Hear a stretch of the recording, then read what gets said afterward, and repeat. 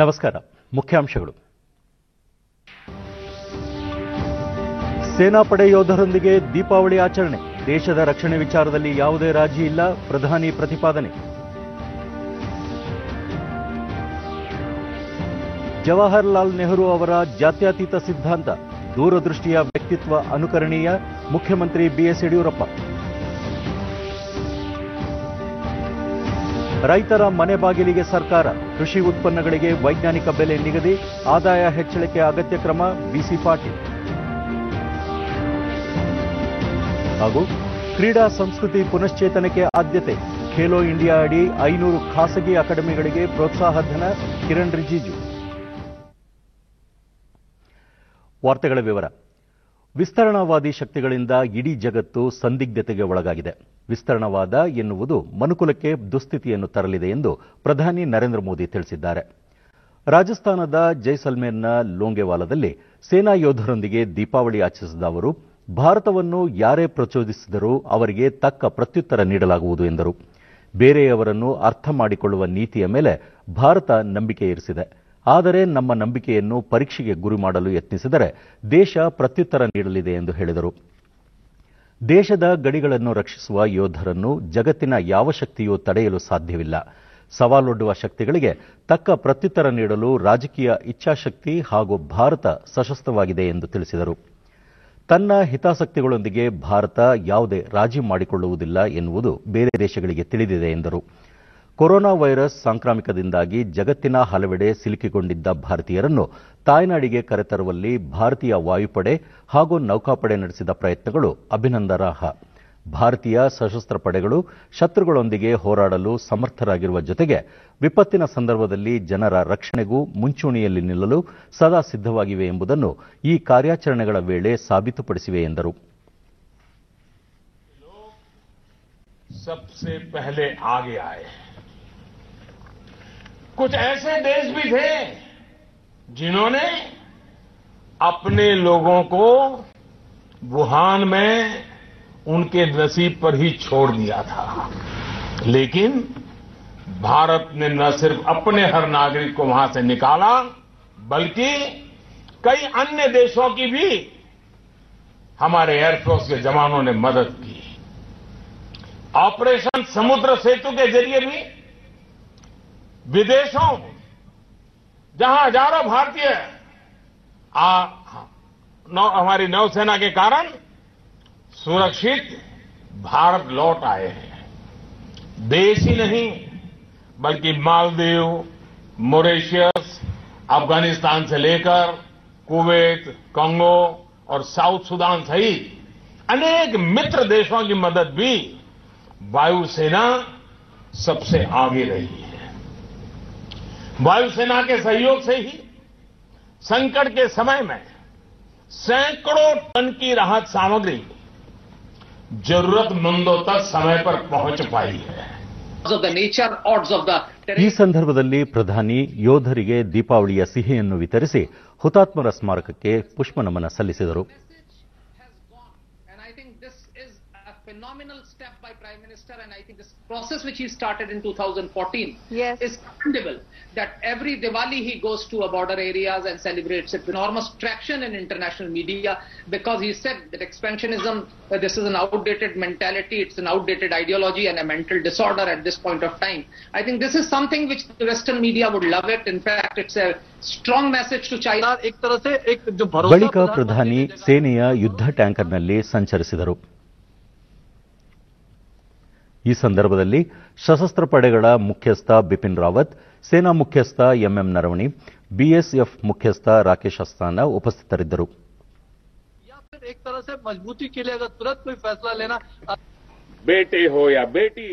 ಇದಕ್ಕೂ ಮುನ್ನ ಪ್ರಧಾನಿ ರಾಜಸ್ಥಾನದ ಜೈಸಲ್ಮೇರ್ನ ಲೋಂಗೆವಾಲಾ ಸೇನಾ ಕೇಂದ್ರದಲ್ಲಿ ಮಾತನಾಡಿ, ದೇಶವನ್ನು ಅಪ್ರತಿಮ ಧೈರ್ಯದಿಂದ ರಕ್ಷಿಸುತ್ತಿರುವ ನಮ್ಮ ಸಶಸ್ತ್ರ ಪಡೆಗಳ ಬಗ್ಗೆ ದೇಶ ಹೆಮ್ಮೆ ಹೊಂದಿದೆ ಎಂದು ಹೇಳಿದರು. 2014ರಲ್ಲಿ ಸಿಯಾಚಿನ್ ನಿರ್ಗಲ್ಲು ಪ್ರದೇಶದಲ್ಲಿ ಯೋಧರೊಂದಿಗೆ ತಾವು ದೀಪಾವಳಿ ಆಚರಿಸಿದಾಗ ಹಲವು ಮಂದಿ ಅಚ್ಚರಿ ವ್ಯಕ್ತಪಡಿಸಿದ್ದರು. ನಾನು ನನ್ನ ಜನರೊಂದಿಗೆ ಹಬ್ಬ ಆಚರಿಸಿಕೊಳ್ಳಲು ಇಷ್ಟಪಡುತ್ತೇನೆ. ಈ ಸಂಪ್ರದಾಯವನ್ನು ಮುಂದುವರಿಸುತ್ತೇನೆ ಎಂದು ಪ್ರಧಾನಿ ತಿಳಿಸಿದರು.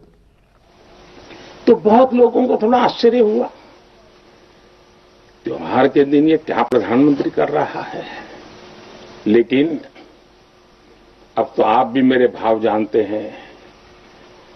अगर दिवाली के पर्व पर अपनों के बीच ही तो जाऊंगा, अपनों से दूर कहां रहूंगा। और इसलिए आज भी दीपावली के पर्व आपके बीच में आया हूं, अपनों के बीच में आया हूं। ಇಂದು ದೇಶಾದ್ಯಂತ ದೀಪಾವಳಿ ಹಬ್ಬವನ್ನು ಸಾಂಪ್ರದಾಯಿಕವಾಗಿ ಶ್ರದ್ಧಾಭಕ್ತಿಯಿಂದ ಆಚರಿಸಲಾಗುತ್ತಿದೆ. ಶ್ರೀರಾಮಚಂದ್ರ 14 ವರ್ಷಗಳ ವನವಾಸ ಮುಗಿಸಿ ಅಯೋಧ್ಯೆಗೆ ಹಿಂತಿರುಗಿದ ಸಂದರ್ಭದಲ್ಲಿ ಪ್ರಜೆಗಳು ದೀಪೋತ್ಸವವನ್ನು ಆಚರಿಸಿದ ಧಾರ್ಮಿಕ ಹಿನ್ನೆಲೆ ಇರುವ ಕಾರಣ ಉತ್ತರ ಪ್ರದೇಶದ ಅಯೋಧ್ಯೆಯಲ್ಲಿ ದೀಪಾವಳಿಗೆ ವಿಶೇಷ ಮಹತ್ವವಿದೆ.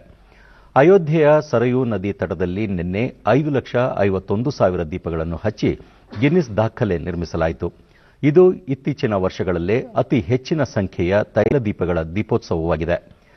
ಈ ಬಾರಿ ಶಬ್ದ ಮತ್ತು ವಾಯುಮಾಲಿನ್ಯ ತಪ್ಪಿಸುವ ಉದ್ದೇಶದಿಂದ ಹಲವು ರಾಜ್ಯಗಳು ಮತ್ತು ಕೇಂದ್ರಾಡಳಿತ ಪ್ರದೇಶಗಳಲ್ಲಿ ಹಸಿರು ದೀಪಾವಳಿ ಆಚರಿಸಲಾಗುತ್ತಿದೆ. ರಾಷ್ಟ್ರೀಯ ಹಸಿರು ನ್ಯಾಯಮಂಡಳಿ ಸಹ ವಾಯು ಗುಣಮಟ್ಟ ಕಾಪಾಡುವಂತೆ ಆದೇಶ ನೀಡಿದ್ದು, ಈ ತಿಂಗಳ 30ರವರೆಗೆ ದೆಹಲಿಯಲ್ಲಿ ಪಟಾಕಿಗಳ ಮಾರಾಟ ಹಾಗೂ ಪಟಾಕಿ ಹಚ್ಚುವುದನ್ನು ನಿಷೇಧಿಸಿ ಆದೇಶ ಹೊರಡಿಸಿದೆ. ಹಬ್ಬದ ಸಂದರ್ಭದಲ್ಲಿ ವಾಯು ಮಾಲಿನ್ಯ ಉಂಟಾಗುವ ಕಾರಣ ಉಸಿರಾಟದ ಸಮಸ್ಯೆ ಇರುವವರು ಮನೆಯಲ್ಲೇ ಇರುವುದು ಸೂಕ್ತ ಎಂದು ದೆಹಲಿಯ ಏಮ್ಸ್ನ ಶ್ವಾಸಕೋಶ ವಿಭಾಗದ ತಜ್ಞ ವೈದ್ಯ ಡಾ ಕರಣ್ ಮದನ್ ತಿಳಿಸಿದ್ದು, ಮುಂಜಾಗ್ರತೆ ವಹಿಸುವುದು ಅಗತ್ಯ ಎಂದು ಹೇಳಿದ್ದಾರೆ.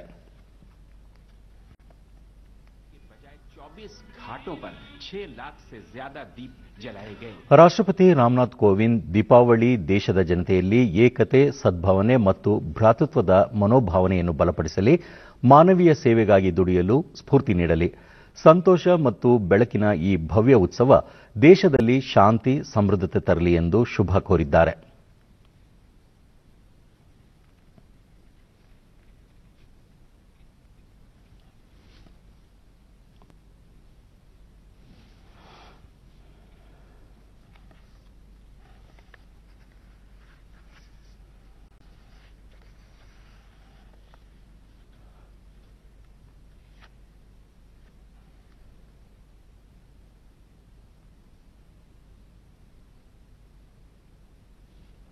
ಉಪರಾಷ್ಟ್ರಪತಿ ಎಂ ವೆಂಕಯ್ಯನಾಯ್ಡು ತಮ್ಮ ಸಂದೇಶದಲ್ಲಿ ದೀಪಾವಳಿ ವಿಜಯದ ಸಂಕೇತವಾಗಿದ್ದು, ಶ್ರೀರಾಮನ ಬದುಕು ಮತ್ತು ಉದಾತ್ತ ಆದರ್ಶಗಳು, ನೈತಿಕ ಮೌಲ್ಯಗಳು ನಮ್ಮೆಲ್ಲರ ನಂಬಿಕೆಯನ್ನು ಬಲಗೊಳಿಸಲಿ ಎಂದು ಶುಭ ಕೋರಿದ್ದಾರೆ.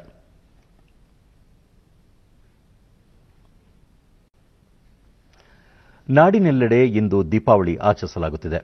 ದೀಪಾವಳಿ ಅಸತ್ಯದಿಂದ ಸತ್ಯದೆಡೆಗೆ, ಕತ್ತಲೆಯಿಂದ ಬೆಳಕಿನೆಡೆಗೆ, ಮೃತ್ಯುವಿನಿಂದ ಅಮೃತ ತತ್ವದ ಕಡೆಗೆ ನಮ್ಮನ್ನು ಕರೆದೊಯ್ಯುವ ಹಬ್ಬವಾಗಿದೆ. ದೀಪಾವಳಿ ಜ್ಞಾನದ ಸಂಕೇತವಾಗಿಯೂ ಆಚರಿಸಲ್ಪಡುತ್ತಿದ್ದು, ಅಜ್ಞಾನದ ಅಂಧಕಾರ ತೊಡೆದು ಹಾಕುವ ಆಶಯವನ್ನು ಹೊಂದಿದೆ. ಕೋವಿಡ್ ಸಂಕಷ್ಟದ ಹಿನ್ನೆಲೆಯಲ್ಲಿ ಈ ಬಾರಿ ಪಟಾಕಿ ನಿಷೇಧಿಸಲಾಗಿದ್ದು, ಪಟಾಕಿ ಬಳಸದೆ ಹಣತೆ ಹಚ್ಚಿ ದೀಪಾವಳಿ ಆಚರಿಸುವಂತೆ ಎಲ್ಲೆಡೆ ಜಾಗೃತಿ ಮೂಡಿಸಲಾಗುತ್ತಿದೆ.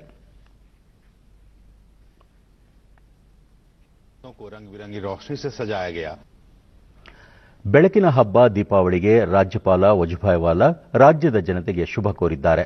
ದೀಪಾವಳಿ ರಾಜ್ಯದ ಜನತೆಗೆ ಎಲ್ಲ ಸವಾಲುಗಳನ್ನು ಎದುರಿಸಲು ಮತ್ತು ದುಷ್ಟ ಶಕ್ತಿಗಳನ್ನು ಹತ್ತಿಕ್ಕಲು, ಪ್ರಗತಿ ಮತ್ತು ಯಶಸ್ಸಿನ ಹಾದಿಯಲ್ಲಿ ಮುಂದುವರಿಯಲು ಪ್ರೇರಣೆ ನೀಡುತ್ತದೆ ಎಂದು ಭಾವಿಸುತ್ತೇನೆ. ಕತ್ತಲೆಯಿಂದ ಬೆಳಕಿನೆಡೆಗೆ ಮತ್ತು ಬಡತನದಿಂದ ಸಮೃದ್ಧಿಯ ಕಡೆಗೆ ಸಾಗಲು ಪ್ರೇರಣೆ ನೀಡಿ, ದಯೆ, ಪ್ರೀತಿ ಮತ್ತು ಸದಾಚಾರದ ದೀಪಗಳು ನಮ್ಮ ಮನಸ್ಸು ಮತ್ತು ಹೃದಯಗಳಲ್ಲಿ ಬೆಳಗಲಿ. ಪ್ರತಿಯೊಬ್ಬರೂ ಮಾಲಿನ್ಯರಹಿತ, ಶಬ್ದಮುಕ್ತ ದೀಪಾವಳಿ ಆಚರಣೆ ಮಾಡುವಂತೆ ಮನವಿ ಮಾಡುವುದಾಗಿ ತಿಳಿಸಿದ್ದಾರೆ. ಮುಖ್ಯಮಂತ್ರಿ ಬಿಎಸ್ ಯಡಿಯೂರಪ್ಪ, ಬೆಳಕಿನ ಹಬ್ಬ ದೀಪಾವಳಿ ನಾಡಿನ ಸಮಸ್ತ ಜನತೆಗೆ ಸುಖ, ಶಾಂತಿ ಹಾಗೂ ಸಮೃದ್ಧಿಯನ್ನು ಹೊತ್ತು ತರಲಿ. ರಾಜ್ಯವನ್ನು ಕಾಡುತ್ತಿರುವ ಕೊರೋನಾ ಸಾಂಕ್ರಾಮಿಕದಿಂದ ಮುಕ್ತಿ ದೊರೆತು ಎಲ್ಲರೂ ನೆಮ್ಮದಿಯಿಂದ ಬದುಕುವಂತಾಗಲಿ. ಪರಿಸರ ಸ್ನೇಹಿಯಾಗಿ, ಸುರಕ್ಷಿತವಾಗಿ ಎಲ್ಲ ಮುನ್ನೆಚ್ಚರಿಕೆ ವಹಿಸಿ ಹಬ್ಬವನ್ನು ಆಚರಿಸೋಣ. ಸರ್ವರಿಗೂ ದೀಪಾವಳಿಯ ಶುಭಾಶಯಗಳು ಎಂದು ಟ್ವೀಟ್ ಮಾಡಿದ್ದಾರೆ.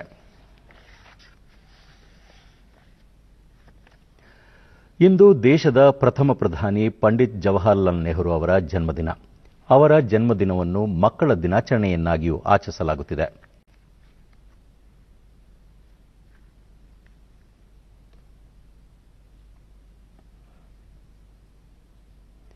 ಪ್ರಧಾನಿ ನರೇಂದ್ರ ಮೋದಿ ಜವಾಹರಲಾಲ್ ನೆಹರು ಅವರ ಸೇವೆಯನ್ನು ತಮ್ಮ ಟ್ವೀಟ್ ಸಂದೇಶದಲ್ಲಿ ಸ್ಮರಿಸಿದ್ದಾರೆ.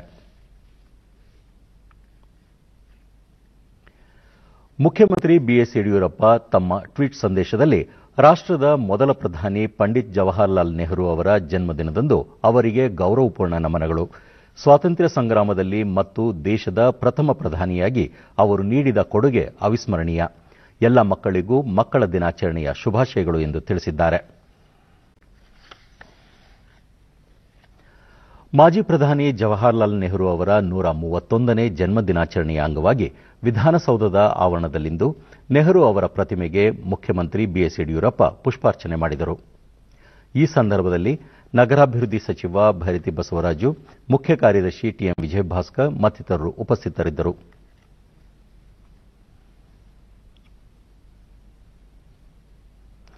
ಬಳಿಕ ಮುಖ್ಯಮಂತ್ರಿ ಜವಾಹರಲಾಲ್ ನೆಹರು ಅವರು ಮಹಾತ್ಮ ಗಾಂಧೀಜಿಯವರೊಂದಿಗೆ ಅಹಿಂಸಾ ಹೋರಾಟವನ್ನು ಬೆಂಬಲಿಸಿ ಭಾರತದ ಸ್ವಾತಂತ್ರ್ಯ ಚಳವಳಿಯಲ್ಲಿ ನಾಯಕರಾಗಿ ಹೊರಹೊಮ್ಮಿದ್ದರು.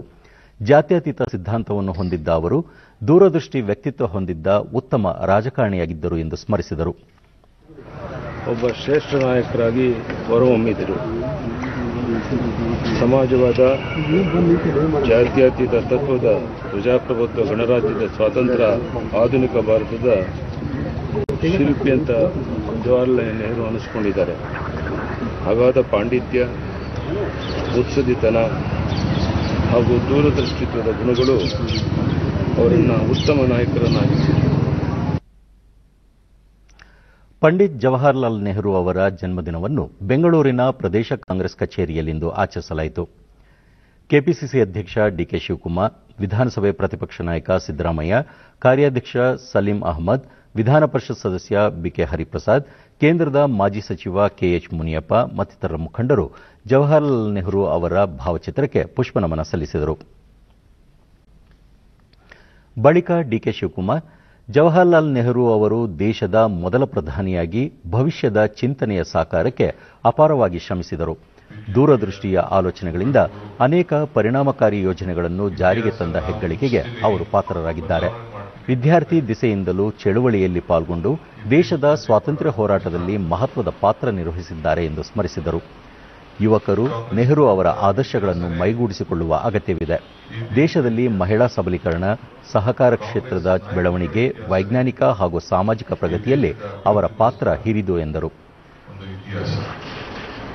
ಕಾಂಗ್ರೆಸ್ ಪಕ್ಷದ ನಾಯಕರುಗಳ ತ್ಯಾಗನೇ, ಬಲಿದಾನನೇ ಈ ದೇಶದ ಪ್ರತಿಯೊಂದು ಮುಂದಿನ ಪೀಳಿಗೆಗೆ ಒಂದು ದೊಡ್ಡ ಹೆಜ್ಜೆ ಇಡುವಂಥದ್ದು ಇವತ್ತು ನಾವೆಲ್ಲ ನೋಡಿದ್ದೇವೆ. ರೈತರೊಂದಿಗೆ ಒಂದು ದಿನ ಕಾರ್ಯಕ್ರಮಕ್ಕೆ ಇಂದು ಚಾಲನೆ ದೊರೆತಿದ್ದು ಕೃಷಿ ಸಚಿವ ಬಿಸಿ ಪಾಟೀಲ್ ಮಂಡ್ಯ ಜಿಲ್ಲೆಯ ಕೆಆರ್ಪೇಟೆ ತಾಲೂಕಿನ ಮಡುವಿನ ಕೋಡಿ ಗ್ರಾಮದಲ್ಲಿ ಕೃಷಿಕರೊಂದಿಗೆ ವಿವಿಧ ಚಟುವಟಿಕೆಗಳಲ್ಲಿ ಭಾಗಿಯಾದರು. ರೈತರೊಂದಿಗೆ ಟ್ರ್ಯಾಕ್ಟರ್ನಲ್ಲಿ ಉಳುಮೆ ಮಾಡಿ ಹೊಲದಲ್ಲಿ ರಾಗಿ ನಾಟಿ ಮಾಡುವ ಮೂಲಕ ಕಾರ್ಯಕ್ರಮಕ್ಕೆ ಚಾಲನೆ ನೀಡಿದರು.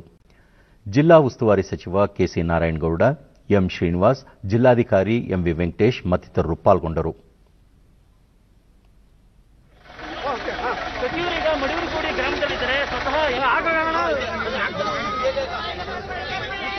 ಬಳಿಕ ಬಿಸಿ ಪಾಟೀಲ್, ರೈತರ ಮನೆ ಬಾಗಿಲಿಗೆ ಸರ್ಕಾರವನ್ನು ತರುವ ಉದ್ದೇಶದಿಂದ ಈ ಕಾರ್ಯಕ್ರಮ ಆಯೋಜಿಸಲಾಗಿದ್ದು ನಿರಂತರವಾಗಿ ಎಲ್ಲಾ ಜಿಲ್ಲೆಗಳಲ್ಲೂ ನಡೆಯಲಿದೆ. ಕೃಷಿ ಉತ್ಪನ್ನಗಳಿಗೆ ವೈಜ್ಞಾನಿಕ ಬೆಲೆಯನ್ನು ರೈತನೇ ನಿಗದಿ ಮಾಡುವಂತಾಗಬೇಕು.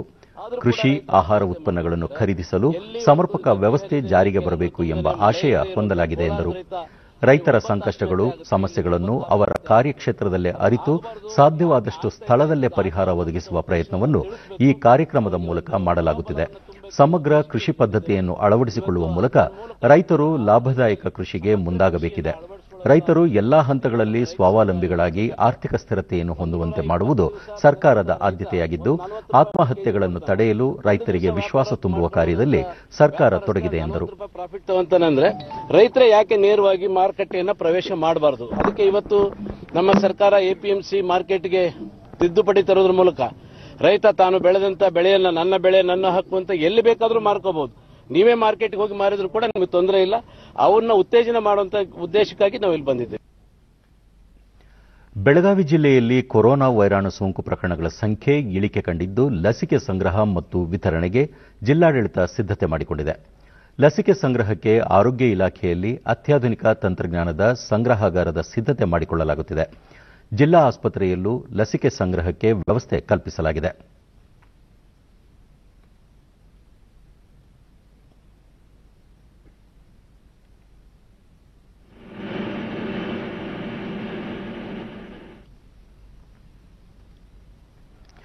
ಡಿಡಿ ನ್ಯೂಸ್ನೊಂದಿಗೆ ಜಿಲ್ಲಾ ಆರೋಗ್ಯಾಧಿಕಾರಿ ಡಾ ಶಶಿಕಾಂತ ಮುನ್ಯಾಳ, ಕೋವಿಡ್ ಲಸಿಕೆ ಸಂಗ್ರಹಕ್ಕೆ ನಗರದ 3 ಕಡೆ ಸುಸಜ್ಜಿತ ವ್ಯವಸ್ಥೆ ಕಲ್ಪಿಸಲಾಗಿದೆ. ವಿವಿಧ ಹಂತಗಳಲ್ಲಿ ಲಸಿಕೆ ನೀಡುವ ಬಗ್ಗೆ ವೈದ್ಯರು ಹಾಗೂ ಆರೋಗ್ಯ ಕಾರ್ಯಕರ್ತರೊಂದಿಗೆ ಸಮಾಲೋಚನೆ ನಡೆಸಲಾಗಿದೆ ಎಂದರು. ಭಾರತ ಸರ್ಕಾರದಿಂದ ಒಂದು ವಾಕಿಂಗ್ ಕೂಲರ್ ಕೂಡ ನಮಗೆ ಬರ್ತಾ ಇದೆ. ಅದರ ಜೊತೆಗೆ ವೆಟರ್ನರಿ ಇಲಾಖೆಯಲ್ಲಿ ಇರ್ತಕ್ಕಂಥ ವ್ಯಾಕ್ಸಿನ್ ಸಂಗ್ರಹ ಘಟಕಗಳ ಕೂಡ ಮಾಹಿತಿಯನ್ನು ನಾವು ತಗೊಳ್ತಾ ಇದ್ದೀವಿ. ಮತ್ತು ಇದರ ಎಲ್ಲ ಸಿದ್ಧತೆಗಳನ್ನು ಕೂಡ ನಾವು ಪೂರ್ವಭಾವಿಯಾಗಿ ಇಲ್ಲಿ ಮಾಡ್ಕೊಂಡಿದ್ದೀವಿ. ನಮ್ಮ ಪಾಸಿಟಿವಿಟಿ ಜಿಲ್ಲಾಧಿಕಾರಿ ಎಂಜಿ ಹಿರೇಮಠ, ಜಿಲ್ಲೆಯಲ್ಲಿ ಸೋಂಕಿನ ಪ್ರಕರಣಗಳ ಸಂಖ್ಯೆ ಇಳಿಮುಖವಾಗುತ್ತಿದೆಯಾದರೂ ನಿರ್ಲಕ್ಷ್ಯ ಸಲ್ಲದು. ಲಸಿಕೆ ಸಂಗ್ರಹಕ್ಕೆ ಸಿದ್ಧತೆ ಮಾಡಿಕೊಳ್ಳಲಾಗಿದೆ ಎಂದು ವಿವರಿಸಿದರು. 1.6 ಗೆ ಇಳಿದಿದೆ. ಅಂದರೆ ಪಾಸಿಟಿವಿಟಿ ರೇಟ್ ಈಸ್ ಜಸ್ಟ್ 1.6. ಅಂದರೆ ಒಂದು 100 ಜನರನ್ನ ನಾವು ಟೆಸ್ಟ್ ಮಾಡಿದರೆ ಸುಮಾರು ಇಬ್ಬರಿಗಿಂತಲೂ ಕಡಿಮೆ ಮಾತ್ರ ಪಾಸಿಟಿವ್ ಆಗ್ತಾ ಇದ್ದಾರೆ. ಇದೊಂದು ಒಳ್ಳೆಯ ಬೆಳವಣಿಗೆ. ಪರಿಸರ ಸ್ನೇಹಿ ದೀಪಾವಳಿಗೆ ಈ ಬಾರಿ ಆದ್ಯತೆ ನೀಡಿ ಹಬ್ಬವನ್ನು ಸರಳವಾಗಿ ಆಚರಿಸುತ್ತಿದ್ದು, ಮಂಡ್ಯ ಜಿಲ್ಲೆಯ ಮಳವಳ್ಳಿ ತಾಲೂಕಿನ ನೆಲ್ಲಿಗೆರೆಯಲ್ಲಿ ಗೋಮಯದಿಂದ ತಯಾರಿಸಿರುವ ಧೂಪ, ದೀಪ, ಅಲಂಕಾರಿಕ ವಿಗ್ರಹಗಳು, ವಿವಿಧ ವಸ್ತುಗಳು ಗಮನ ಸೆಳೆಯುತ್ತಿವೆ. ಕೃಷಿಕ ನರಹರಿರಾವ್ ಮತ್ತು ಅವರ ಮಕ್ಕಳಾದ ಪ್ರದೀಪ್ ಜಾಧವ್ ಈ ಕಾಯಕಕ್ಕೆ ಕೈ ಹಾಕಿದ್ದು, ಗೋತ್ಯಾಜ್ಯದಿಂದ ಗಣಪತಿ, ವಿವೇಕಾನಂದ, ಶ್ರೀಕೃಷ್ಣ, ಶಿವಾಜಿ ಸೇರಿದಂತೆ ಹಲವು ಮೂರ್ತಿಗಳನ್ನು ತಯಾರಿಸಿದ್ದಾರೆ. ಜೊತೆಗೆ ಗಡಿಯಾರ, ಕೀಚೈನ್ ಸೇರಿ ಹಲವು ಅಲಂಕಾರಿಕ ವಸ್ತುಗಳನ್ನು ರೂಪಿಸಿದ್ದಾರೆ. ಸ್ಥಳೀಯ ರೈತರಿಗೂ ಈ ಬಗ್ಗೆ ಮಾಹಿತಿ ನೀಡಿ ಸ್ವಾವಲಂಬಿ ಬದುಕು ಕಟ್ಟಿಕೊಳ್ಳಲು ನೆರವಾಗುತ್ತಿದ್ದಾರೆ. ಡಿಡಿ ನ್ಯೂಸ್ನೊಂದಿಗೆ ಪ್ರತಾಪ್ ಜಾಧವ್, ಗೋತ್ಯಾಜ್ಯವನ್ನು ಹದಗೊಳಿಸಿ ಅದನ್ನು ವಿವಿಧ ಮಾದರಿಗಳಲ್ಲಿ ಅಚ್ಚು ಹಾಕಿ ಅಂದದ ವಸ್ತುಗಳನ್ನು ತಯಾರಿಸಲಾಗುತ್ತಿದೆ. ವ್ಯವಸಾಯದ ಜೊತೆಗೆ ವಿವಿಧ ತಳಿಯ ಹಸುಗಳನ್ನು ಸಾಕುವುದು ಅಭ್ಯಾಸವಾಗಿದ್ದು, ಗೋತ್ಯಾಜ್ಯವನ್ನು ವ್ಯವಸ್ಥಿತವಾಗಿ ಸದ್ಬಳಕೆ ಮಾಡಿಕೊಳ್ಳಲಾಗುತ್ತಿದೆ ಎಂದರು. ರೈತರು ಎಲ್ಲರೂ ನಾಟಿ ಹಸು ಸಾಕೋದನ್ನ ಬಿಟ್ಟಿದ್ದಾರೆ. ಕಾರಣ ಅದರಲ್ಲಿ ಆದಾಯ ಇಲ್ಲ ಅಂತೇಳಿ. ಸೊ ಇದನ್ನ ಒಂದು ಎಕ್ಸಾಂಪಲ್ ಆಗಿ ಸೆಟ್ ಮಾಡಿ ಇದರಿಂದನೂ ಒಂದು ಆದಾಯ ಗಳಿಸ್ಬೋದು. ದಿನಕ್ಕೊಂದು 200 ರೂಪಾಯಿ ನಾವು ಸಗಣಿಯಿಂದ ಮಾಡ್ಬೋದು ಅನ್ನೋ ಒಂದು ಎಕ್ಸಾಂಪಲ್ ಸೆಟ್ ಮಾಡೋಕ್ಕೆ ನಾವು ನಮ್ಮ ತೋಟದಲ್ಲಿ ಇದೆಲ್ಲ ಮಾಡ್ತಿದ್ದೀವಿ. ನಾನು ಕೃಷಿ ಮಾಡೋಣ ಅಂತ ಬಂದೆ. ಪ್ರದೀಪ್ ಜಾಧವ್, ಸಾವಯವ ಕೃಷಿಯ ಜೊತೆಗೆ ನಾಟಿ ಹಸುಗಳ ಸಾಕಣೆ ಮತ್ತು ಉಪ ಉತ್ಪನ್ನಗಳ ತಯಾರಿಕೆ ಲಾಭದಾಯಕವಾಗಿ ನಡೆಯುತ್ತಿದೆ. ಸ್ಥಳೀಯ ರೈತರಿಂದಲೂ ಉತ್ತಮ ಸ್ಪಂದನೆ ದೊರೆತಿದೆ ಎಂದರು. ಹಾಗಾಗಿ ನಾನು ನಾಟಿ ಹಸುಗಳನ್ನೆಲ್ಲ ತಗೊಂಡಿದ್ದೀನಿ. ತಗೊಂಡಾದ್ಮೇಲೆ ಈಗ 4-5 ವರ್ಷದಿಂದನೂ ನಾನು ಸಾವಯವ ಕೃಷಿಯಲ್ಲಿ ತೊಡಗಿಸ್ಕೊಂಡಿದ್ದೀನಿ. ಈಗ ನಾವು ಸಗಣಿಯಲ್ಲಿ ಅಣತೆಯನ್ನು ಮಾಡ್ತಾ ಇದ್ದೀವಿ. ಸಗಣಿಯನ್ನು ಅಣತೆಯಲ್ಲಿ ಮಾಡ್ತಾ ಇದ್ದೀವಿ. ವಿಗ್ರಹಗಳನ್ನೆಲ್ಲ ಮಾಡ್ತಾ ಇದ್ದೀವಿ. ಈ ಅಕ್ಕಪಕ್ಕ ಇರೋ ಊರಲ್ಲಿ ಇರೋದು ಎಲ್ಲರಿಗೂ ನಾವು ತೋರಿಸ್ಕೊಡ್ತಾ ಇದ್ದೀವಿ ಇದನ್ನ. ನರಹರಿರಾವ್ ಸರ್ಕಾರಿ ಕೆಲಸದಿಂದ ನಿವೃತ್ತಿ ಹೊಂದಿದ ನಂತರ ಸಾವಯವ ಕೃಷಿ ಸ್ವಾವಲಂಬಿ ಬದುಕು ಸೂತ್ರದಡಿ ಬದುಕು ರೂಪಿಸಿಕೊಳ್ಳಲಾಗಿದೆ. ಪ್ರಧಾನಿಯವರ ಆತ್ಮನಿರ್ಭರ್ ಭಾರತ ಯೋಜನೆಯ ಸ್ಫೂರ್ತಿಯೊಂದಿಗೆ ಈ ಕಾರ್ಯ ಆರಂಭಿಸಲಾಗಿದೆ ಎಂದರು. ಪ್ರತಿಯೊಂದು ಔಷಧಿ ಕೂಡ ನಾವೇ ಮಾಡ್ತಾ ಇದ್ದೀವಿ. ಇದರಿಂದ ಯಾವುದೇ ನಮ್ಮ ಸ್ವಾವಲಂಬನೆಯಿಂದ ನಾವು ಮಾಡ್ತಾ ಇದ್ದೀವಿ ಅಂತ ನಾವು ಹೇಳೋದಕ್ಕೆ ಇಷ್ಟಪಡ್ತೀವಿ. ಬಾಗಲಕೋಟೆಯ ಗುಳೇದಗುಡ್ಡದಲ್ಲಿ ತಯಾರಾಗುವ ಕಣ ತನ್ನ ಹೊಳಪು ಮತ್ತು ಗುಣಮಟ್ಟದಿಂದ ರಾಜ್ಯದಲ್ಲೇ ಪ್ರಸಿದ್ಧಿ ಪಡೆದಿದೆ. ಆಧುನಿಕತೆ ಭರಾಟೆಯಲ್ಲಿ ಕಣದ ಬಟ್ಟೆ ನೇಯುವ ನೇಕಾರರ ಸಂಖ್ಯೆ ಗಣನೀಯವಾಗಿ ಕಡಿಮೆಯಾಗುತ್ತಿದ್ದು, ಕೊರೋನಾ ಸಂಕಷ್ಟ ಈ ವೃತ್ತಿಯನ್ನು ಮತ್ತಷ್ಟು ಕಂಗೆಡಿಸಿದೆ. ಆದರೆ ಸದಾ ಹೊಸತನವನ್ನು ಪ್ರತಿಪಾದಿಸುವ ನೇಕಾರರು ಗುಳೇದಗುಡ್ಡ ಕಣದಿಂದ ಆಕಾಶ ಬುಟ್ಟಿಗಳನ್ನು ತಯಾರು ಮಾಡುವ ಹೊಸ ಸಾಹಸಕ್ಕೆ ಕೈ ಹಾಕಿದ್ದು, ಸಂಕಷ್ಟದಲ್ಲಿದ್ದ ನೇಕಾರಿಕೆಗೆ ಮರುಜೀವ ಕೊಡುವ ಸಂಕಲ್ಪ ಮಾಡಿದ್ದಾರೆ. ಇಳಕಲ್ ಸೀರೆಯ ರೀತಿಯಲ್ಲೇ ಗುಳೇದಗುಡ್ಡದ ಕಣವು ಮಹಿಳೆಯರಿಗೆ ಅಚ್ಚುಮೆಚ್ಚು. ಕಾಲಾನಂತರದಲ್ಲಿ ಬೇಡಿಕೆ ಕಡಿಮೆಯಾಗಿ ಉತ್ಪಾದನೆಯು ಕುಸಿದಿದೆ. ಕೇವಲ ಕುಬ್ಬಸ ತಯಾರಿಕೆಗೆ ಬಳಸಲಾಗುತ್ತಿದ್ದ ಕಣ ಇದೀಗ ಹಲವು ಅಲಂಕಾರಿಕ ವಸ್ತುಗಳ ತಯಾರಿಕೆಗೂ ಬಳಕೆಯಾಗುತ್ತಿದೆ. ಆಕಾಶಬುಟ್ಟಿ, ಚೂಡಿದಾರ, ಮಾಸ್ಕ್, ತಲೆದಿಂಬು, ಕೈಚೀಲ ಇತ್ಯಾದಿಗಳು ಗುಳೇದಗುಡ್ಡದ ಕಣಗಳಲ್ಲಿ ಹೊಸ ರೂಪು ಪಡೆದಿದೆ. ಉತ್ಪಾದಕರು ಈ ವಸ್ತುಗಳನ್ನು ಆನ್ಲೈನ್ ಮೂಲಕವೂ ಮಾರಾಟ ಮಾಡಲು ಆರಂಭಿಸಿದ್ದು, ಕಡಿಮೆ ದರದಲ್ಲಿ ಉತ್ತಮ ಗುಣಮಟ್ಟದ ಉತ್ಪನ್ನಗಳು ದೊರೆಯುತ್ತಿದೆ.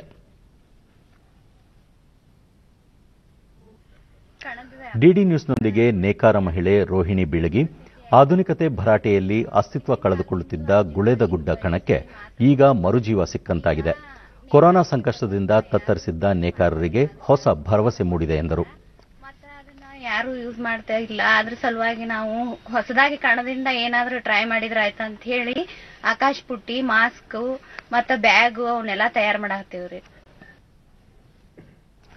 ಅನುಪಯುಕ್ತ ವಸ್ತುಗಳನ್ನು ಬಳಸಿಕೊಂಡು ಆಕರ್ಷಕ ಕಲಾಕೃತಿಗಳಾಗಿ ಪರಿವರ್ತಿಸಿ ಬಳಕೆಗೆ ಯೋಗ್ಯ ವಸ್ತುಗಳನ್ನಾಗಿ ಮಾಡುವುದು ಒಂದು ವಿನೂತನ ಪರಿಕಲ್ಪನೆ. ಉಪಯೋಗಕ್ಕೆ ಬಾರದ ಕೆಲ ವಸ್ತುಗಳನ್ನು ಬಳಸಿಕೊಂಡು ಅಲಂಕಾರಿಕ ವಸ್ತುಗಳು, ಬ್ಯಾಗ್, ಕುಶನ್, ಆಭರಣಗಳನ್ನು ತಯಾರಿಸಬಹುದು ಎಂಬುದನ್ನು ರೀಇಮ್ಯಾಜಿನ್ ಸಂಸ್ಥೆ ಸಾಕಾರಗೊಳಿಸಿರುವ ಕುರಿತ ಈ ವಿಶೇಷ ವರದಿ ಇಲ್ಲಿದೆ. ಕಸ ಹೆಚ್ಚಾದರೆ ಅದರ ವಿಲೇವಾರಿ ಕೂಡ ಸಮಸ್ಯೆಯೇ. ಹೀಗಿರುವಾಗ ತ್ಯಾಜ್ಯದಿಂದ ಬಳಕೆಗೆ ಅಗತ್ಯವಿರುವ ವಸ್ತು ತಯಾರಿಸಿದರೆ ಸ್ವಲ್ಪ ಮಟ್ಟಿಗೆ ಈ ಸಮಸ್ಯೆ ಕೂಡ ತಗ್ಗಬಹುದು. ಕೇವಲ ಅಲಂಕಾರಿಕ ವಸ್ತು ಮಾತ್ರವಲ್ಲ, ದಿನ ಬಳಕೆಯ ಬ್ಯಾಗ್, ಪೀಠೋಪಕರಣದ ಹೊದಿಕೆ, ಹೀಗೆ ವಿವಿಧ ಉತ್ಪನ್ನಗಳಿಗೆ ಬೇಡ ಎಂದು ಪರಿಗಣಿಸಿದ ವಸ್ತುಗಳಿಂದ ಹೊಸ ರೂಪ ನೀಡಬಹುದು. ಈ ಪರಿಕಲ್ಪನೆಯೊಂದಿಗೆ ರೀಇಮ್ಯಾಜಿನ್ಡ್ ಸಂಸ್ಥೆ ಹೊಸ ಉದ್ಯಮ ಆರಂಭಿಸುವತ್ತ ಚಿಂತನೆ ನಡೆಸಿದೆ. ತ್ಯಾಜ್ಯಗಳಿಂದ ಪರಿಸರ ಮಾಲಿನ್ಯ ಹೆಚ್ಚುತ್ತಿದೆ. ಪರಿಣಾಮಕಾರಿ ತ್ಯಾಜ್ಯ ನಿರ್ವಹಣೆಯಲ್ಲಿ ಮರುಬಳಕೆ ಪ್ರಮುಖವಾಗಿದೆ. ಇದನ್ನು ಆಧರಿಸಿ ಹಳೆಯ ವಸ್ತುಗಳಿಗೆ ಹೊಸ ರೂಪ ನೀಡುವ ಕಾಯಕದಲ್ಲಿ ತೊಡಗಿದೆ ಈ ಸಂಸ್ಥೆ. ಹಳೆಯ ಸೀರೆಯಿಂದ ಕಾರ್ಪೆಟ್, ಆಭರಣ ಮೊದಲಾದವುಗಳನ್ನು ತಯಾರಿಸಲಾಗಿದೆ. ಅಲ್ಲದೆ ಪೀಠೋಪಕರಣ, ಕಲಾಕೃತಿಗಳು ಅನುಪಯುಕ್ತ ವಸ್ತುಗಳಿಂದ ಹೊರಹೊಮ್ಮಿವೆ. ಇದು ಕುಶಲಕರ್ಮಿಗಳಿಗೆ ಉದ್ಯೋಗವನ್ನೂ ನೀಡಿದೆ. ಡಿಡಿ ನ್ಯೂಸ್ನೊಂದಿಗೆ ಗ್ರಾಹಕಿ ರಂಜನಾ, ಕಸದಿಂದ ತಯಾರಿಸಿದ ಸುಂದರ ಉತ್ಪನ್ನಗಳು ಮನಸೂರೆಗೊಳಿಸುತ್ತಿವೆ. ಇಂತಹ ಕೆಲಸಗಳಲ್ಲಿ ತೊಡಗಿರುವವರಿಗೆ ಹಳೆಯ ಬಟ್ಟೆ ಮೊದಲಾದ ವಸ್ತುಗಳನ್ನು ದಾನ ನೀಡಬಹುದು ಎಂದು ಸಲಹೆ ನೀಡಿದರು. Well, these are really nice. I didn't know this shop existed till my mother told me, and I just brought her here. But I really like the concept. There's clearly a lot of wealth in waste, and so don't waste stuff. Reuse, recycle, upcycle. ವಿನ್ಯಾಸಕ Preetham ತ್ಯಾಜ್ಯ ಎಂದು ಪರಿಗಣಿತವಾಗಿದ್ದ ವಸ್ತುವಿಗೆ ಹೊಸ ರೂಪ ನೀಡುವುದೇ ತಮ್ಮ ಕೆಲಸ. ಎಸೆಯುವ ಬದಲು ಹೊಸದಾಗಿ ಬಳಸಬಹುದು ಎಂದು ವಿವರಿಸಿದರು. ರಿಮ್ಯಾಜಿನ್ ಅಲ್ಲಿ ನಾವು ದಿನನಿತ್ಯವಾಗ್ಲೂ ಏನೇನು ವೇಸ್ಟ್ ಅಂತ ಬರುತ್ತಲ್ಲ, ಆ ವೇಸ್ಟ್ ವಸ್ತುಗಳನ್ನ ತಗೊಂಡು ಅದಕ್ಕೆ ಒಂದು ಪರಿಕಲ್ಪನೆಯನ್ನು ನೀಡಿ ಮತ್ತೆ ಬಳಸುವಂತ ವಸ್ತುಗಳಾಗಿ ಕನ್ವರ್ಟ್ ಮಾಡ್ತೀವಿ. ಈಗ ಇಲ್ಲಿ ನೋಡಿದ್ರೆ ನಾವು ಸೀರೆ ವೇಸ್ಟ್ಗಳನ್ನು, ಹಳೆ ಸೀರೆಗಳನ್ನು ತಗೊಂಡು ಅದರಲ್ಲಿ ಪಟ್ಟಿಗಳಾಗಿ ಮಾಡಿ ಆ ಸೀರೆಗೆ ಮತ್ತೆ ಕಾರ್ಪೆಟ್ಸ್ ಆಗಿ ದರಿಯಾಗಿ ಮಾಡ್ತೀವಿ, ಅದನ್ನ ಸ್ಟೂಲ್ಸ್ ಆಗಿ ಮಾಡ್ತೀವಿ, ಪೌಚಸ್ ತರ ಮಾಡ್ತೀವಿ. ಮತ್ತೆ ಟೈರ್ ವೇಸ್ಟ್ ಬಂದ್ರೆ ಟೈರ್ ವೇಸ್ಟ್ ನ ತಗೊಂಡು ನಾವು ಟೈರ್ಸ್ ಇಂದ ಲ್ಯಾಂಪ್ ಶೇಡ್ಸು, ಟ್ರೇಸು, ಬಾಕ್ಸಸ್ಸು, ಮತ್ತೆ ಹಳೆ ಗ್ಲಾಸ್ ಬಾಟಲ್ಸ್, ವುಡನ್ ಬಾಟಲ್ಸ್ ನ ಕ್ರಿಯೇಟಿವ್ ಆಗಿ ಮತ್ತೆ ಅದರ ಮೇಲೆ ಹ್ಯಾಂಡ್ ಪೇಂಟ್ ಮಾಡಿ ಅದನ್ನ ಯೂಸ್ ಮಾಡೋಂಥ ಪ್ರಾಡಕ್ಟ್ಸ್ ಕನ್ವರ್ಟ್ ಮಾಡ್ತೀವಿ. ವ್ಯವಸ್ಥಾಪಕಿ ಸ್ವಾಗತ ಕಸದಿಂದ ಅರಳಿದ ಉತ್ಪನ್ನಗಳಿಗೆ ವಿದೇಶಗಳಲ್ಲೂ ಬೇಡಿಕೆ ಇರಲಿದೆ ಎಂದು ವಿಶ್ವಾಸ ವ್ಯಕ್ತಪಡಿಸಿದರು. My job role is to look out for different kinds of markets, places where we can actually promote and take our products there, and also to find new markets where our products will be valued, to look for such customers who look for upcycle products. They love our products, and we do have so many customer base over here right now, not only in India but outside India as well, who loves our product. ಸಂಸ್ಥಾಪಕಿ Shailaja ತ್ಯಾಜ್ಯ ಮುಕ್ತ ನಾಡಿನ ಕನಸಿನೊಂದಿಗೆ ಈ ಉದ್ಯಮ ಆರಂಭಿಸಿದೆ. ಇಂತಹ ಕಲೆಯಿಂದ ಕೆಲಸ ಇಲ್ಲದವರಿಗೆ ಉದ್ಯೋಗ ಕೂಡ ಸಿಗಲಿದೆ ಎಂದು ಹೇಳಿದರು. So we source materials like say old sarees, old bed sheets and everything from people. So people come forward and donate this waste to us so that we can repurpose them and transform them into products. So many people are now conscious about repurposing and routing their material so that it can be visualized into different products. So a lot of our material actually comes through us through donations, both from individuals as well as corporates and manufacturers.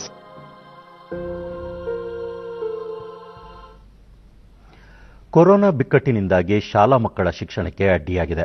ಮಕ್ಕಳಲ್ಲಿ ಜ್ಞಾನಾರ್ಜನೆಯ ಆಸಕ್ತಿ ಕುಗ್ಗದಿರಲೆಂದು ರಾಜ್ಯ ಸರ್ಕಾರ 6ರಿಂದ 18 ವರ್ಷದೊಳಗಿನ ಮಕ್ಕಳಿಗಾಗಿ ಓದುವ ಬೆಳಕು ಯೋಜನೆ ಜಾರಿಗೆ ತಂದಿದೆ. ಇಂದಿನಿಂದ ಜಾರಿಯಾಗಿರುವ ಈ ಉಪಕ್ರಮ ಹಾವೇರಿ ಜಿಲ್ಲೆಯ ಹೊಂಬರಡಿ ಗ್ರಾಮದಲ್ಲಿ ಯಶಸ್ವಿ ಆರಂಭ ಪಡೆದಿದೆ.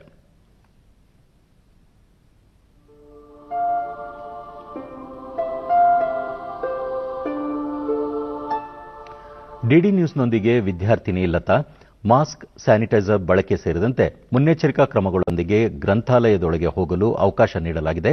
ಪುಸ್ತಕ, ವೃತ್ತಪತ್ರಿಕೆಗಳನ್ನು ಓದುತ್ತಾ ಅರಿವು ಮೂಡಿಸಿಕೊಳ್ಳಬಹುದಾಗಿದೆ ಎಂದರು. ಹೋಗುವಾಗ ಮಾಸ್ಕ್, ಸ್ಯಾನಿಟೈಸರ್ ಮತ್ತು ಲೈಬ್ರರಿ ಬುಕ್ಗಳನ್ನು ಓದಿಕೊಂಡು ಅಲ್ಲೇ ನ್ಯೂಸ್ ಪೇಪರ್ ಅನ್ನು ಓದಿ ಅಲ್ಲೇ ಇಟ್ಟು ಮತ್ತು ಮನೆಗೆ ವಾಪಸ್ ಹೋಗುತ್ತಿದ್ವಿ. ಅಲ್ಲಿ ಹೋಗುವಾಗ ಮತ್ತೋರ್ವ ವಿದ್ಯಾರ್ಥಿನಿ ಶಾಲೆ ಇಲ್ಲದೆ ಕಲಿಕೆ ಸಾಧ್ಯವಾಗಿಲ್ಲ. ಇದೀಗ ಗ್ರಂಥಾಲಯದಲ್ಲಿ ಓದಲು ಅವಕಾಶ ನೀಡಿರುವುದು ಅನುಕೂಲಕರ ಎಂದರು. ಸಿಬ್ಬಂದಿ ವರ್ಗದಿಂದ ಗ್ರಾಮ ಪಂಚಾಯತಿ ಪಿಡಿಒಗಳು ಮತ್ತು ವಾಟರ್ ಮ್ಯಾನ್ಗಳು ಎಲ್ಲರೂ ನಮ್ಮ ಆರೋಗ್ಯದ ಬಗ್ಗೆ ಕಾಳಜಿ ವಹಿಸಿದರು. ಗ್ರಂಥಾಲಯ ಮೇಲ್ವಿಚಾರಕ ಶಿವಪುರ, ಇಂದಿನಿಂದ ಜನವರಿ 24ರವರೆಗೆ ಈ ಅಭಿಯಾನ ಇರಲಿದ್ದು ಮಕ್ಕಳ ಅಗತ್ಯಗಳಿಗೆ ತಕ್ಕಂತಹ ವ್ಯವಸ್ಥೆ ಇರಲಿದೆ ಎಂದು ಹೇಳಿದರು. ವೈದ್ಯ ಡಾಕ್ಟರ್ ಸಿರಾಜ್, ಇಂದು ಗ್ರಂಥಾಲಯಕ್ಕೆ ಬಂದ ಮಕ್ಕಳಲ್ಲಿ ಕೆಮ್ಮು, ನೆಗಡಿಯ ಲಕ್ಷಣಗಳಿರಲಿಲ್ಲ. ಅಂತಹ ಲಕ್ಷಣಗಳು ಕಂಡುಬಂದಲ್ಲಿ ತಕ್ಷಣ ಚಿಕಿತ್ಸೆ ನೀಡಲಾಗುವುದು ಎಂದರು. ಈ ಕಾರ್ಯಕ್ರಮದಿಂದ ಮಕ್ಕಳಲ್ಲಿ ಯೂಸ್ ಆಗುವಂತ ಕೊರೋನಾ ಹಿನ್ನೆಲೆಯಲ್ಲಿ ಮಕ್ಕಳ ಪಂಚಾಯತ್ ಅಭಿವೃದ್ಧಿ ಅಧಿಕಾರಿ ಎಸ್ಎಫ್ ನದಾಬ್, ಓದುವ ಬೆಳಕು ಯೋಜನೆಯಡಿ ಬೆಳಗ್ಗೆ 8ರಿಂದ ಮಧ್ಯಾಹ್ನ 12 ಗಂಟೆಯವರೆಗೆ ಮಕ್ಕಳು ಗ್ರಂಥಾಲಯದಲ್ಲಿ ಓದಲು ಅವಕಾಶವಿದೆ. ವಿದ್ಯಾರ್ಥಿಗಳ ಪರವಾಗಿ ಠೇವಣಿ ಹಣವನ್ನು ಗ್ರಾಮ ಪಂಚಾಯತ್ ನೀಡುತ್ತದೆ ಎಂದು ತಿಳಿಸಿದರು. ಸೌಕರ್ಯವನ್ನು ಮಾಡಿಕೊಡಲು ನಮ್ಮ ಅಧಿಕಾರಿಗಳು ನಮಗೆ ಆದೇಶ ಹೊರಡಿಸಿದ್ದಾರೆ. ನಾವು ಅದನ್ನು ಮುಂದುವರಿಸಿಕೊಂಡು ಹೋಗುತ್ತೇವೆ. ಈ ಸುಮಾರು 10 ಜಿಲ್ಲಾ ಪಂಚಾಯತ್ ಮುಖ್ಯ ಕಾರ್ಯನಿರ್ವಹಣಾಧಿಕಾರಿ ರಮೇಶ್ ದೇಸಾಯಿ, ಜಿಲ್ಲೆಯಲ್ಲಿ ಇಂದು ಒಂದೇ ದಿನ 4000 ಮಕ್ಕಳು ಓದುವ ಬೆಳಕು ಯೋಜನೆಯಡಿ ನೋಂದಾಯಿಸಿಕೊಂಡಿದ್ದು ಮಕ್ಕಳಲ್ಲಿನ ಅಪೌಷ್ಟಿಕತೆ ಬಗ್ಗೆಯೂ ಸಮೀಕ್ಷೆ ನಡೆಸಲಾಗುವುದು ಎಂದು ಹೇಳಿದರು. ಜೊತೆಗೆ ಅವರಿಗೆ ಜನನ ಪ್ರಮಾಣ ಪತ್ರಗಳನ್ನು ಸಲ್ಲಿಸೋದಿರಬಹುದು ಮತ್ತು ಅವರ ಅಪೌಷ್ಟಿಕತೆ ಬಗ್ಗೆ ಸರ್ವೆ ಮಾಡಿ ಅದಕ್ಕೆ ನಾವು ಸರಿಯಾಗಿ ಒಂದು ಆರೋಗ್ಯ ಇಲಾಖೆಯ ಸಹಯೋಗದೊಂದಿಗೆ ಅವರಿಗೆ ಟ್ರೀಟ್ಮೆಂಟ್ ಕೊಡೋದನ್ನು ಸಹಿತ ನಾವು ಕಾರ್ಯಕ್ರಮಗಳನ್ನು ಹಮ್ಮಿಕೊಂಡಿದ್ದೀವಿ. ಖೇಲೋ ಇಂಡಿಯಾ ಯೋಜನೆಯಡಿ 500 ಖಾಸಗಿ ಅಕಾಡೆಮಿಗಳಿಗೆ ಸರ್ಕಾರ ಪ್ರೋತ್ಸಾಹಧನ ಕಲ್ಪಿಸಲಿದೆ ಎಂದು ಕೇಂದ್ರ ಕ್ರೀಡಾ ಸಚಿವ ಕಿರಣ್ ರಿಜಿಜು ತಿಳಿಸಿದ್ದಾರೆ. ಮೊದಲ ಹಂತದಲ್ಲಿ 14 ಒಲಿಂಪಿಕ್ ಕ್ರೀಡಾ ವಿಭಾಗಗಳಿಗೆ ಹಣಕಾಸು ನೆರವು ಕಲ್ಪಿಸಲಾಗುವುದು. ದೇಶದಲ್ಲಿ ಕ್ರೀಡಾ ಸಂಸ್ಕೃತಿಯನ್ನು ಬೇರು ಮಟ್ಟದಿಂದ ಪುನರುಜ್ಜೀವನಗೊಳಿಸಲು ಖೇಲೋ ಇಂಡಿಯಾ ಯೋಜನೆಯನ್ನು ಆರಂಭಿಸಲಾಗಿದೆ ಎಂದು ಅವರು ತಮ್ಮ ಸಂದೇಶದಲ್ಲಿ ತಿಳಿಸಿದ್ದಾರೆ. ಭಾರತವನ್ನು ಬಲಿಷ್ಠ ಕ್ರೀಡಾ ದೇಶವನ್ನಾಗಿ ರೂಪಿಸಿ ಎಲ್ಲಾ ಕ್ರೀಡೆಗಳಿಗೆ ಬಲಿಷ್ಠ ಚೌಕಟ್ಟು ನಿರ್ಮಿಸಲು ಉದ್ದೇಶಿಸಲಾಗಿದೆ. ಕಳೆದ ಕೆಲವು ವರ್ಷಗಳಲ್ಲಿ ದೇಶದ ಕ್ರೀಡಾ ವಲಯ ತ್ವರಿತಗತಿಯ ಪ್ರಗತಿ ಸಾಧಿಸುತ್ತಿದೆ ಎಂದು ಸಚಿವ ರಿಜಿಜು ಹೇಳಿದ್ದಾರೆ. ಕೊನೆಯಲ್ಲಿ ಮತ್ತೊಮ್ಮೆ ಮುಖ್ಯಾಂಶಗಳು. ಸೇನಾಪಡೆ ಯೋಧರೊಂದಿಗೆ ದೀಪಾವಳಿ, ದೇಶದ ರಕ್ಷಣೆ ವಿಚಾರದಲ್ಲಿ ಯಾವುದೇ ರಾಜಿ ಇಲ್ಲ, ಪ್ರಧಾನಿ ಪ್ರತಿಪಾದನೆ.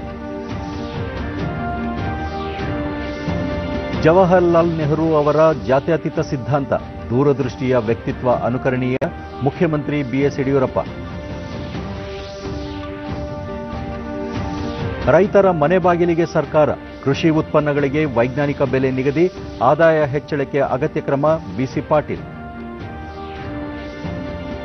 ಹಾಗೂ ಕ್ರೀಡಾ ಸಂಸ್ಕೃತಿ ಪುನಶ್ಚೇತನಕ್ಕೆ ಆದ್ಯತೆ, ಖೇಲೋ ಇಂಡಿಯಾ ಅಡಿ 500 ಖಾಸಗಿ ಅಕಾಡೆಮಿಗಳಿಗೆ ಪ್ರೋತ್ಸಾಹಧನ, ಕಿರಣ್ ರಿಜಿಜು. ವೀಕ್ಷಕರೇ, ತಪ್ಪದೆ ಮಾಸ್ಕ್ ಧರಿಸಿ, ನೀವು ಸುರಕ್ಷಿತವಾಗಿರುವುದರೊಂದಿಗೆ ನಿಮ್ಮವರನ್ನು ಸುರಕ್ಷಿತವಾಗಿರಿಸಿ. ಸರಿಯಾದ ಕ್ರಮದಲ್ಲಿ ಮುಖಗವಸು ತಪ್ಪದೆ ಧರಿಸಿ. ನಮ್ಮ ಮುಂದಿನ ವಾರ್ತಾ ಪ್ರಸಾರ ರಾತ್ರಿ 9 ಗಂಟೆಗೆ ಡಿಡಿ ಚಂದನದಲ್ಲಿ. ನಮಸ್ಕಾರ.